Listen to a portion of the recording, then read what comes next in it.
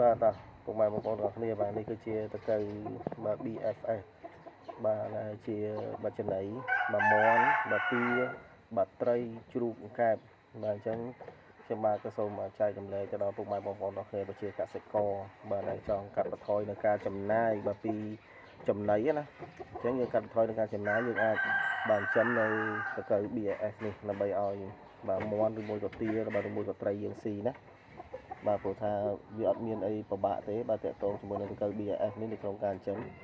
ហើយអ្វីដែលសំខាន់បាទតកៅ BFF នេះបាទគឺវាកាត់បន្ថយនៅបាទកាកសំណល់ផ្ទះបាយរបស់ពុកម៉ែបងប្អូនទាំងគ្នាអញ្ចឹងវាស៊ីអត់រើសទេបាទស្អីក៏វាស៊ីដែរណាអញ្ចឹងសម្រាប់កាកសំណល់ពុកម៉ែបងប្អូនទាំងគ្នាសល់ផ្ទះបាយដែលយើងយកបោះចោល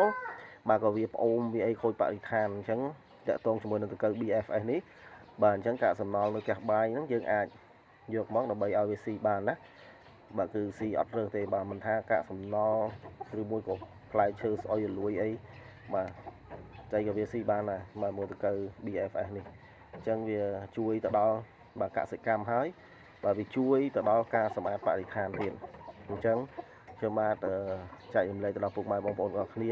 បាទនៅក្នុងការចិញ្ចឹមបើសិនជាបងប្អូនទាំងអស់គ្នាបាទចង់ចិញ្ចឹមគឺងាយស្រួលមែនទែនបាទខ្ញុំបាទ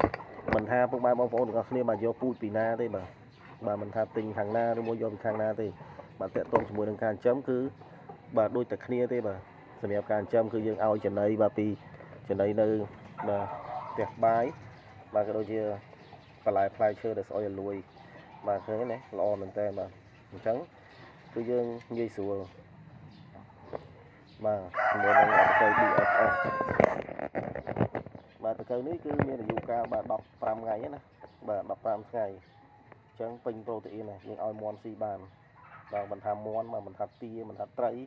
បាទមិនថាណា